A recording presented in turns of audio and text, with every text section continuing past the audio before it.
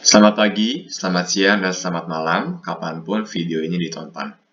Video ini dibuat untuk memenuhi kebutuhan ujian tengah semester PLKH 4 Litigasi Pidana dengan saya Joshua Stefan Ungaran dengan NIM 205220036. Pada kesempatan kali ini, karena topiknya adalah litigasi pidana, maka tidak akan pernah jauh-jauh dari yang namanya persidangan atau pengadilan. Topik-topik yang akan saya bahas adalah topik-topik yang saya rasa cukup menarik dan saya ingin membuatnya dalam bentuk ujian tengah semester. Untuk topik pertama, mengenai putusan. Berangkat dari putusan, Pasal 1 Angka 11 KUHAP atau Kitab Undang-Undang Hukum Acara Pidana memberikan sebuah definisi kepada putusan pengadilan yang adalah pernyataan hakim yang diucapkan dalam sidang pengadilan terbuka yang dapat berupa pemidanaan atau bebas atau lepas dari segala tuntutan hukum dalam serta hal menurut cara yang diatur dalam undang-undang ini. Hal tersebut memberikan sebuah definisi kepada putusan. Seringkali kita hanya berpikir bahwa putusan apa yang diucapkan hakim pada akhir dari tiap persidangan. Namun dengan ini terdapat sebuah pengertian yang jelas. Pernyataan atau tulisan diucapkan dalam sidang pengadilan terbuka memberikan sebuah makna dan kewajiban bahwa seorang hakim dalam bersidang harus menyebutkan frasa tersebut yang terbuka untuk umum. Tanpa hal tersebut, maka putusan tersebut tidak sah, dianggap tidak sah. Dari definisi ini pun kita dapat melihat bahwa terdapat beberapa macam dari putusan itu sendiri. Dalam hal ini ada 3, di mana ada putusan bebas, putusan lepas, dan putusan yang mengandung pemidanaan. Jelas. Sekalipun memiliki kata-kata yang cukup mirip, bebas dan lepas, namun keduanya memiliki perbedaan yang cukup mendasar. Bebas dari segala tuduhan hukum artinya bahwa hal yang dituduhkan kepada seorang terdakwa di kemudian hari ternyata tidak terbukti. Maka dia dinyatakan tidak pernah berbuat kesalahan apapun. Beda halnya dengan putusan lepas. Putusan lepas dari segala tuntutan hukum memiliki arti bahwa seorang terdakwa memang melakukan tindak pidana, namun bukan yang didakwakan. Maka memiliki kemungkinan bahwa di kemudian hari dia akan dituntut dengan tuntutan yang lebih tepat sesuai dengan perbuatannya. Dan yang ketiga adalah putusan yang mengandung pemidanaan. Dari 3 macam putusan ini, mungkin yang paling menyenangkan bagi seorang terdakwa adalah putusan bebas. Namun beda halnya dengan putusan lepas dan putusan yang mengandung pemidanaan. Seringkali ketika mendapatnya, seorang terdakwa atau dalam hal ini terpidana akan merasa tidak adil, akan mencari-cari jalan di mana dia akan diuntungkan atau untuk mencari keadilan. Maka hal tersebut diakomodir dengan upaya hukum. Upaya hukum dalam hal ini menurut pasal 1 angka 12 KUHAP menyebutkan bahwa upaya hukum adalah hak terdakwa atau penuntut umum atau jaksa untuk tidak menerima putusan pengadilan yang berupa perlawanan atau banding atau kasasi atau hak terpidana untuk mengajukan permohonan peninjauan kembali dalam hal serta menurut cara yang diatur dalam undang-undang ini. Jadi, dalam suatu persidangan pidana, seorang terdakwa dapat menuntut haknya kembali bahwa dia mengakui bahwa suatu hal ini yang diberikan kepadanya tidak adil. Maka dia ingin ada proses untuk pengajuan kembali di tingkat-tingkat selanjutnya. Di sini tertulis ada banding, kasasi. Dan ada juga permohonan kembali atau dikenal dengan PK. Terdapat beberapa kasus yang mungkin sudah cukup terkenal dalam bidang hukum pidana.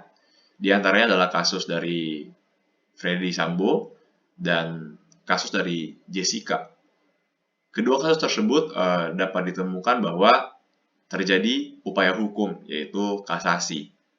Dan bahkan dalam hal kasus Jessica dilakukan PK. Ternyata ada lagi upaya hukum yang jarang dibicarakan di publik, yaitu kasasi demi kepentingan hukum. Kasasi demi kepentingan hukum diatur dalam bab 18 KUHP. Bab 18 KUHP mengcover keseluruhan tentang upaya hukum luar biasa. Jadi seperti kita tahu bahwa upaya hukum ini beragam, ada upaya hukum biasa dan upaya hukum luar biasa. Upaya hukum biasa dalam hal ini adalah banding dan kasasi dari PN ke PT, PT ke MA. Nah, untuk upaya hukum luar biasa terdapat dua macam, yaitu peninjauan kembali dan kasasi demi kepentingan hukum. Yang selanjutnya akan saya jelaskan. Andi Hamzah dalam bukunya menyatakan bahwa sebagai upaya hukum luar biasa, kasasi demi kepentingan hukum ialah untuk mencapai kesatuan penafsiran hukum oleh pengadilan. Kasasi demi kepentingan hukum diajukan jika sudah tidak ada upaya hukum biasa yang dapat dipakai. Jadi dapat kita lihat bahwa fungsi dari kasasi demi kepentingan hukum atau KDKH ini pada pokoknya adalah mencapai kesatuan penafsiran hukum oleh pengadilan, karena tidak dapat dipungkiri bahwa seorang hakim dalam memberikan putusan bisa saja melakukan kekhilafan atau kesalahan dalam penjatuhan putusan. Dalam pasal 259 ayat 1 KUHP menjelaskan bahwa pemeriksaan kasasi demi kepentingan hukum berlaku terhadap semua putusan yang telah memperoleh kekuatan hukum tetap dari pengadilan lain selain daripada Mahkamah Agung yang dapat diajukan satu kali permohonan kasasi oleh Jaksa Agung. Dari ayat ini dapat kita lihat bahwa mengapa suatu kasasi demi kepentingan hukum atau KDKH disebut upaya hukum luar biasa, karena hal ini diajukan untuk suatu putusan yang telah memiliki kekuatan hukum tetap atau inkrah. Nah, siapakah yang berhak untuk mengajukan KDKH? Di ayat tersebut dengan jelas disebut bahwa Jaksa Agung atau penuntut umum. Hanya pihak mereka lah yang memiliki hak untuk mengajukan KDKH. Ya, tujuannya kembali lagi kepada yang dijelaskan oleh Andi Hamzah adalah mencapai kesatuan penafsiran hukum oleh pengadilan. Selanjutnya, alasan dari pengajuan KDKH berpedoman pada pasal 253 ayat 1 KUHP. Pasal tersebut sebenarnya juga digunakan dalam upaya-upaya hukum yang lain. Di sini ada 3 macam. Yang pertama, apakah benar suatu peraturan hukum tidak diterapkan atau diterapkan tidak sebagaimana mestinya? Apakah benar cara mengadili tidak dilaksanakan menurut ketentuan undang-undang, dan apakah benar pengadilan telah melampaui batas kewenangannya? Tiga hal tersebut tidak jauh-jauh dari apa yang sudah ditentukan oleh hakim, maka upaya hukum ini ada untuk mempertanyakan bagaimana seorang hakim itu telah mengambil sikap dalam suatu persidangan. KDKH sendiri menurut Jaksa Agung ini akan mengajukan permohonan kasasi demi kepentingan hukum jika menurut Jaksa Agung terdapat hal-hal yang penerapan hukumnya benar-benar keliru dan dapat merusak jalannya sistem hukum di Indonesia yang merugikan kepentingan hukum.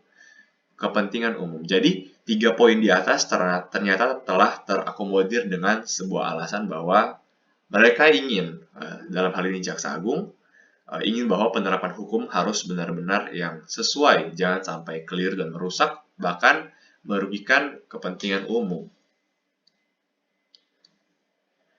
Pasal 259 ayat 2 KUHP menjelaskan bahwa putusan KDKH tidak boleh merugikan pihak yang berkepentingan.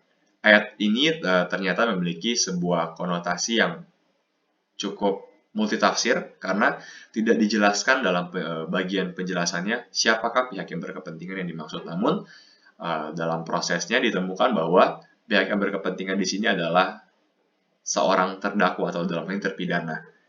Maka hasil dari kasasi demi kepentingan hukum tidak boleh memberatkan putusan sebelumnya, karena yang berkepentingan adalah terdakwa dan dia tidak boleh terpidana dan dia tidak boleh dirugikan dalam hal ini. Edi Omar Kiarich menjelaskan bahwa kasasi demi kepentingan hukum adalah instrumen menyeimbangkan upaya hukum peninjauan kembali, di mana keduanya adalah upaya hukum luar biasa, tetapi yang membedakannya adalah peninjauan kembali merupakan hak terpidana atau ahli warisnya, sedangkan KDKH adalah hak jaksa penuntut umum yang kewenangannya dimiliki oleh Jaksa Agung. Di sini jelas bahwa mengapa ada KDKH, karena upaya hukum luar biasa yang satunya lagi atau PK hanya menjadi hak dari terpidana dan ahli warisnya. Jaksa Agung tidak dapat mengajukan PK, maka itu ada namanya KDKH untuk menyimbangkan hak antara dua pihak tersebut dalam kasus pidana. Lantas muncul sebuah pertanyaan, sebenarnya apa sih perbedaan kasasi dan kasasi demi kepentingan hukum? Dengan penjelasan saya sebelumnya, diharapkan sudah mendapat jawabannya. Kasasi dan kasasi demi kepentingan hukum pada dasarnya adalah upaya hukum yang berbeda. Kasasi adalah upaya hukum biasa dan kasasi demi kepentingan hukum adalah upaya hukum luar biasa. Di mana perbedaan dua hal tersebut? Kasasi dapat diajukan oleh kedua belah pihak, terpidana dan jaksa penuntut umum, kepada putusan yang belum memiliki kekuatan hukum tetap. Nah, beda dengan KDKH, upaya hukum luar biasa, hanya dimiliki oleh jaksa dan diberikan kepada putusan yang telah memiliki kekuatan hukum tetap. Itulah letak perbedaan dari kasasi dan KDKH. Jadi kesimpulan yang dapat ditarik dari penjelasan KDKH tersebut adalah fungsi KDKH ini sendiri adalah untuk menjaga kesatuan penerapan hukum tanpa merugikan pihak yang berkepentingan. Suatu upaya hukum yang dilakukan baik itu upaya hukum biasa maupun luar biasa adalah untuk mencari keadilan dan kebenaran dalam penerapan hukumnya. Inilah fungsi utama atau alasan utama kenapa ada namanya mekanisme upaya hukum. Supaya ada pencarian keadilan dan kebenaran dalam penerapan hukumnya. Karena sekali lagi, hakim bisa salah. Selanjutnya untuk topik kedua yang saya pilih untuk UTS ini adalah penggabungan perkara. Bicara tentang penggabungan perkara, tidak jauh dari yang namanya ganti kerugian. Ganti kerugian ini dikenal dalam hukum perdata maupun hukum pidana. Dalam pasal 14C KUHP atau Kitab Undang-Undang Hukum Pidana mencantumkan syarat khusus berupa ganti rugi bersama-sama dengan hukuman yang dijatuhkan kepada si terdakwa. Ganti rugi ini sebenarnya lebih sering kita dengar dalam bagian hukum perdata daripada hukum pidana. Namun dengan pasal ini diberikan suatu kesempatan baru untuk memberikan ganti rugi kepada yang berhak atas kasus pidana. Adanya penggabungan perkara gugatan ganti rugi, yaitu karena adanya penyelesaian kasus dalam satu perkara yang terdapat dua aspek, yaitu aspek perdata, aspek pidana, seperti yang telah saya jelaskan sebelumnya. Penggabungan perkara sebagai solusi. Mengapa sebagai solusi? Sebelum diberlakukannya KUHP, penyelesaian oleh pengadilan dilakukan secara berurutan, tidak boleh bersamaan. Jadi perkara pidananya diselesaikan terlebih dahulu, baru kemudian menyelesaikan gugatan ganti ruginya. Perkara pidana diselesaikan terlebih dahulu, baru diselesaikan ganti ruginya atau perkara perdata. Penyelesaian perkara ini memakan waktu yang lama dan biaya yang lebih banyak pula, sehingga pengadilan tidak akan dapat melaksanakan asas peradilan yang baik, yaitu proses peradilan yang cepat, sederhana, dan biaya ringan. Dapat kita bayangkan bahwa bagaimana jadinya kalau penggabungan tidak pernah dapat terrealisasi, di mana kita harus menunggu dulu kasus dari pidana selesai, baru dapat ganti rugi dari kasus perdata. Yang dalam hal ini tentu memakan waktu yang lama dan biaya yang lebih banyak pula, karena jasa pengacara atau semua biaya lainnya jadinya double. Pertama untuk perkara pidana, kedua untuk perkara perdata. Maka itu mengapa ada penggabungan perkara dianggap sebagai solusi.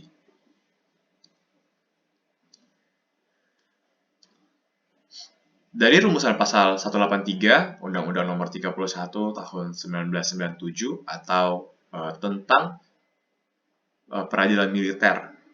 Penjelasan ini menggunakan pendekatan peradilan militer.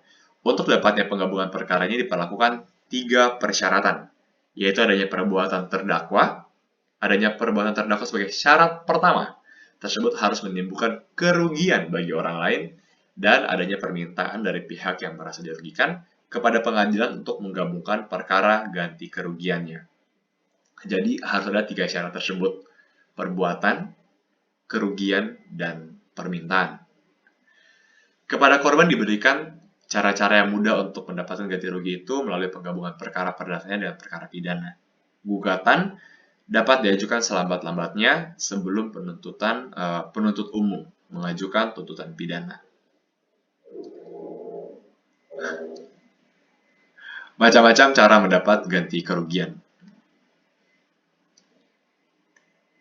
Selain yang sudah saya sebutkan sebelumnya, yaitu melalui penggabungan gugatan ganti kerugian dalam perkara pidana, terdapat juga melalui gugatan perbatasan melawan hukum, yang artinya bahwa kita harus menunggu selesainya sebuah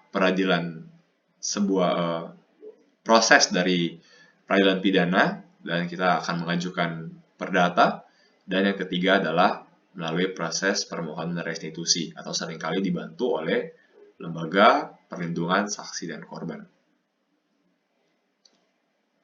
Demikian penjelasan yang bisa saya berikan untuk UTS kali ini. Saya harap bahwa penjelasan yang sudah diberikan bisa memberikan tambahan-tambahan informasi baru mengenai hukum acara pidana di Indonesia, baik dalam hal upaya hukum, dalam membedakan upaya biasa dan upaya luar biasa, dan juga tentang penggabungan perkara yang seringkali tidak dibahas. Sekian dan terima kasih.